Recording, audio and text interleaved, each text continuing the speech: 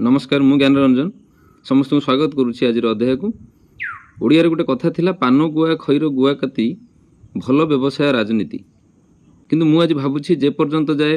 राजनीति केवल व्यवसाय रूपे थिला हुए तो से पर्यंत जाए किछि परिस्थिति भल थिला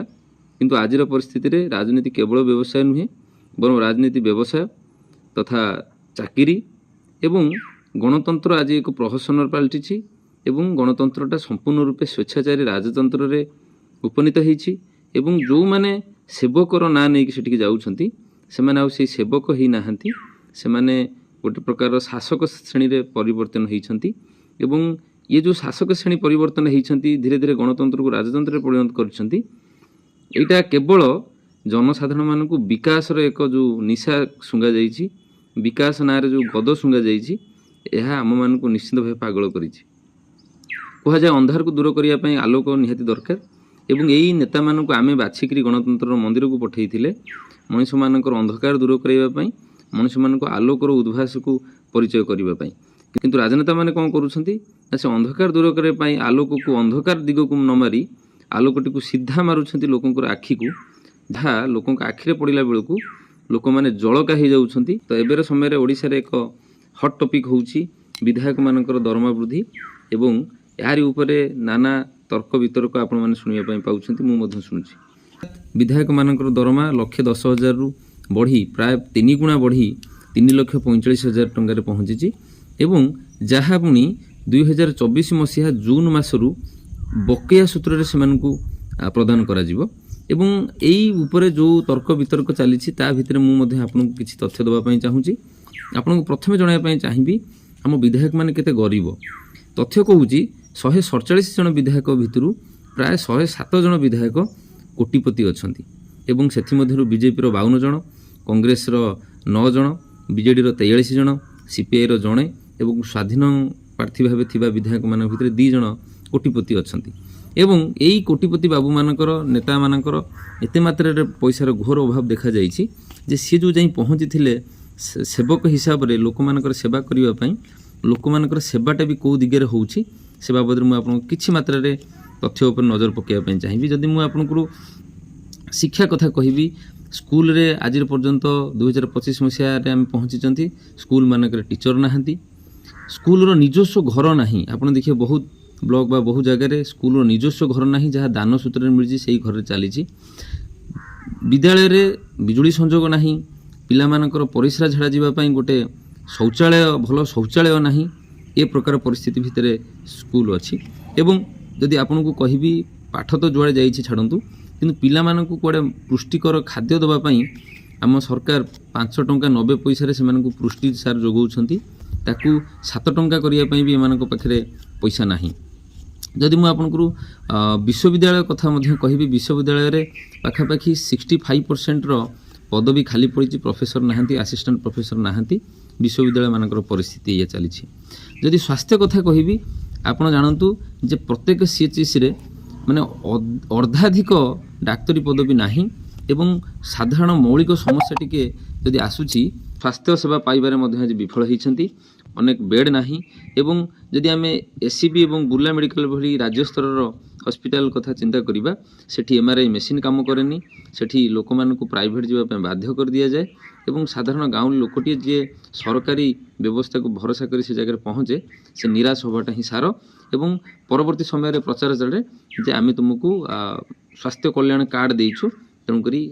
से लोक मैंने बाहा दियंती एवं जदि आम युव समाज कथा कहबा आज समय युव समाज मैंने 10-12 हजार टंकार कौन एक घरोई कंपानी निजर मुंड बिकी देइछंती जदि माँ बापांकर किसी भी हो भी जाए से सहजरे घर को आसपारे ना तेणुक यही बेठी खटुंट समस्ते शिक्षागत योग्यता और ता आधार को नहीं जो आम निजुक्ति को टाली करवा निश्चित भाव अनुभव कर अनेक शिक्षित युवक युवती क्यों भाव में शिक्षा पाई जो व्यवस्था चली शिक्षा व्यवस्था एवं से शिक्षा व्यवस्था क्यों भाई निजुक्ति पाई परवर्ती समय बड़ बड़ संस्था मान निजर स्टैटिस्टिक्स बाहर करती जे 85% युवक जो मैंने पाठ पढ़ी से they are not technically sound और they are not professionally sound तेणुक ये प्रकार स्थिति रे निजुक्तिर अवस्था जो ये चली आउटसोर्सिंग रे चाकरी दि जाऊँगी जो चाकरी बाहर किणा बिका चली ମାନେ ନିଯୁକ୍ତି ପ୍ରକ୍ରିୟା ଉପରେ ଏକ ପ୍ରଶ୍ନବାଚୀ ଏବଂ ସବୁଠାରୁ ବଡ଼ କଥା ଯେଉଁଠି ବି ଛୋଟ ଛୋଟ ଚାକିରି ଗୁଡ଼ାକ ଅଛି ସେଠି ରିଟାୟାର୍ଡ଼ ଲୋକମାନଙ୍କୁ ନେଇ ପୁନଶ୍ଚ ପୋଷ୍ଟିଂ କରିଦିଆଯାଉଛି, ଯାହାଫଳରେ ଯୁବକମାନେ ଆଜି ହତାଶ। ଯଦି ଆକୁ ଆମେ ଛାଡ଼ିଦେବା, ଆମେ କୃଷି କ୍ଷେତ୍ରର କଥା ଆପଣମାନେ ଜାଣିଛନ୍ତି, କୃଷକମାନେ କୁ ଯାହା ବୁଝେଇବେ କୃଷକମାନେ ବୁଝିଯିବା ପାଇଁ ସତରେ ଯେମିତି ସେମାନେ ଜନ୍ମ ହୋଇଛନ୍ତି ଏବଂ କୃଷି କ୍ଷେତ୍ରରେ ଅନେକ ସମସ୍ୟା ଅଛି, ଜଳସେଚନ ନାହିଁ, ଦର ନିର୍ଦ୍ଧାରଣର କଥା କହିଲେ ନସରେ ଏବଂ ଚାଷୀ ହାତରେ କୌଣସି ଦର ନିର୍ଦ୍ଧାରଣ ପାଇଁ କୌଣସି କଥା ନାହିଁ ଏବଂ ଏହିପରି ଅନ୍ୟାନ୍ୟ ସମସ୍ୟା ଦେଇ କୃଷକ ମଧ୍ୟ ଗତି କରୁଛି। ଏବଂ ଆକୁ ସବୁ ଛାଡ଼ିଦେଲା ପରେ ଯଦି ମୌଳିକ ଆବଶ୍ୟକତା ଯଦି ଆମେ କହିବା, ଓଡ଼ିଶାର ଅନେକ ଅଞ୍ଚଳରେ ଆଜି ରାସ୍ତା ନାହିଁ, ଆଜି ଶୁଦ୍ଧ ପାନୀୟ ଜଳ ପାଇବା ପାଇଁ ଲୋକମାନେ ଡହଳ ବିକଳ ହେଉଛନ୍ତି। ମ୍ୟୁନିସିପାଲିଟି କଥା ଛାଡ଼ି ଦିଅନ୍ତୁ, ପ୍ରତ୍ୟେକ ବିଧାୟକ ଅଣ୍ଡରରେ ଅତି କମ୍ରେ 2ଟି ବ୍ଲକ୍ ଥାଏ। ଯଦି ସେ ବ୍ଲକ୍ର ହେଡ଼କ୍ୱାର୍ଟର କଥା ଦେଖିବେ, ଆପଣ ଯେକୌଣସି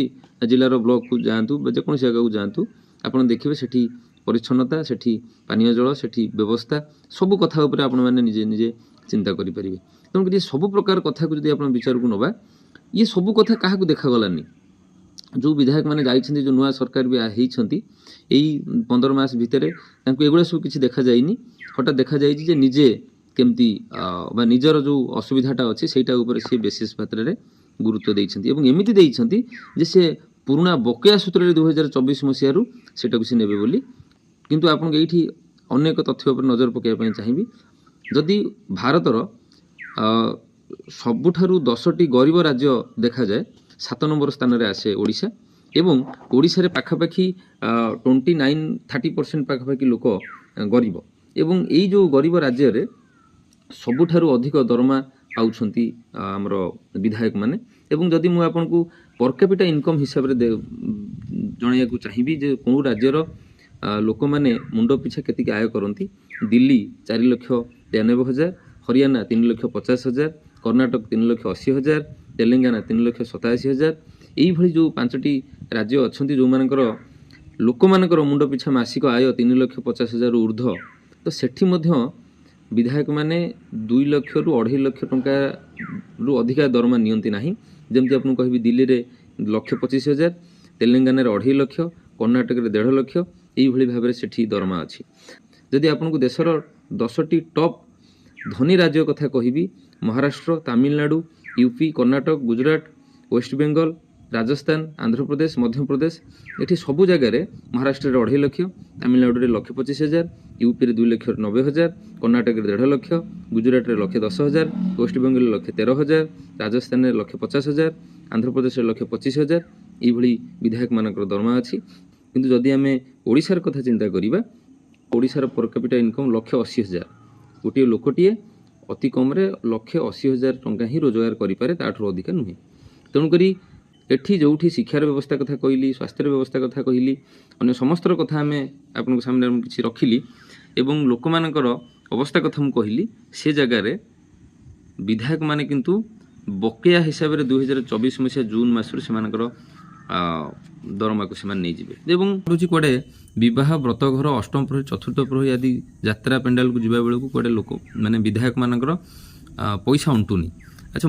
ମୁଁ 3ଟି ବିନ୍ଦୁ ଉପରେ ନଜର ପକାଉଛି। ବିଧାୟକମାନଙ୍କର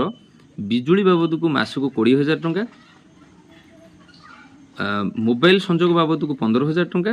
ଏବଂ ବହି ବାବଦକୁ 10,000 ଟଙ୍କା। ଆପଣ ଥରେ ଚିନ୍ତା କରନ୍ତୁ, ବିଜୁଳି ବିଲ୍ ପାଇଁ 20,000 ଟଙ୍କା ତାଙ୍କୁ ମାସିକ ଦିଆଯାଉଛି ଏବଂ ମୋବାଇଲ ଯେଉଁଠି ଯଦି ଆପଣ ଜାଣିଛନ୍ତି ଜିଓ, ଏୟାରଟେଲ୍ ଆମେ ବି ବ୍ୟବହାର କରୁଛନ୍ତି, ମାସକୁ 15,000 ଟଙ୍କା ସେମାନେ ମୋବାଇଲ ବିଲ୍ ପାଇଁ କେବଳ ଦିଆଯାଉଛି। ଆଚ୍ଛା, ଆଉ ଗୋଟେ କଥା, ମାସିକ ବହି ସେମାନେ ପଢ଼ିବେ, ଯଦି 10,000 ଟଙ୍କା ତାଙ୍କୁ ଦିଆଯାଉଛି ବହି ପାଇଁ, ଯଦି ମୁଁ ଆପଣଙ୍କୁ ଗୋଟେ ଅତି କମ୍ରେ 200 ଟଙ୍କା ଗୋଟେ ବହିକି ହିସାବ କରି ପାଖାପାଖି 50ଟି ବହି, ଆପଣ ଭାବନ୍ତୁ, ଆପଣମାନେ ବହି କିଣି ପଢ଼ୁଛନ୍ତି, ଆପଣ ଲକ୍ଷ୍ୟ କରିବେ 200 ଟଙ୍କାର ବହିଟା ମାନେ 50ଟା ବହି ସେ ଯଦି ମାସକୁ ପଢ଼ିବେ, 30 ଦିନରେ 50ଟା ବହି, କେତେଟା ବିଧାୟକ ଆଜ୍ଞା ପଢ଼ୁଛନ୍ତି ବହି ମାନେ ପ୍ରତ୍ୟେକ ଦିନ ଗୋଟେ ଲେଖା ସେ ବହି ପଢ଼ି ପାରୁଛନ୍ତି? 10,000 ଟଙ୍କା ତାଙ୍କୁ ଦିଆଯାଉଛି କେବଳ ବହି ପାଇଁ। ତେଣୁକରି ଏ ବାବଦରେ ଆମମାନଙ୍କୁ ନିହାତି ଭାବେ ସ୍ୱର ଉଠାଇବା ପାଇଁ ପଡ଼ିବ। କାହିଁକି ନା ଏମାନଙ୍କର ମାନେ ସ୍ୱେଚ୍ଛାଚାରିତା ଏତେ ମାତ୍ରାରେ ବଢ଼ିଯାଇଛି ଏବଂ ଲୋକମାନେ ଏତେ ମାତ୍ରାରେ ଅସଚେତନତାର ଶିକାର ହେଇଛନ୍ତି, ଲୋକମାନେ ଏତେ ମାତ୍ରାରେ ଦଳୀୟ ଭିତରେ ବିଭକ୍ତ, ରାଜନୀତିକି ଗୋଟେ ବାଟ ମାନି ନେଲେଣି ଯେ ରାଜନୀତି ବିନା କିଛି କଥା ନାହିଁ। ମାନେ ରାଜନୀତି ଦ୍ୱାରା ଏତେ ମାତ୍ରାରେ ତାଙ୍କୁ ଲୋଟପୋଟ କରିଦିଆଯାଇଛି ଲୋକମାନଙ୍କୁ, ଲୋକମାନେ ବି ଏ ବାବଦରେ ମାନେ କିଛି କହିବା ପାଇଁ ବି ସେମାନଙ୍କ ପାଖରେ ଶବ୍ଦ ନାହିଁ। ତେଣୁ ଏଇଭଳି ଏକ ପରିସ୍ଥିତିରେ ଆଜିର ସମୟରେ ବିଧାୟକମାନେ ନିଜର ସ୍ୱାର୍ଥ ସାଧନ କରୁଛନ୍ତି। ତେଣୁକରି ବିଚାର ଆପଣଙ୍କର, ଆପଣ ଜାଣିଛନ୍ତି ଆ ପରେ ବି କେଉଁଠୁ ରୋଜଗାର ଆସେ, ପିସି କେମିତି ଚାଲିଛି ଏବଂ ବ୍ୟବସ୍ଥା କେମିତି ଚାଲିଛି। ତେଣୁକରି ଏଥିରେ ସମସ୍ତଙ୍କୁ ଅନୁରୋଧ କରିବି, ଯେଉଁ ସାଧାରଣ ନାଗରିକ ଅଛନ୍ତି, ଯେଉଁଟା ସିଭିଲ୍ ସୋସାଇଟି ଅଛନ୍ତି, ଏ ବାବଦରେ ତୀବ୍ର ପ୍ରତିରୋଧ କରନ୍ତୁ ଏବଂ ଏମାନଙ୍କୁ ଗୋଟେ ମାନେ ଲେସନ୍ ଦିଆଯାଉ ଯେ ଏମିତି ନ ହେଉ। ତେଣୁକରି ରହୁଛି, ନମସ୍କାର, ଧନ୍ୟବାଦ।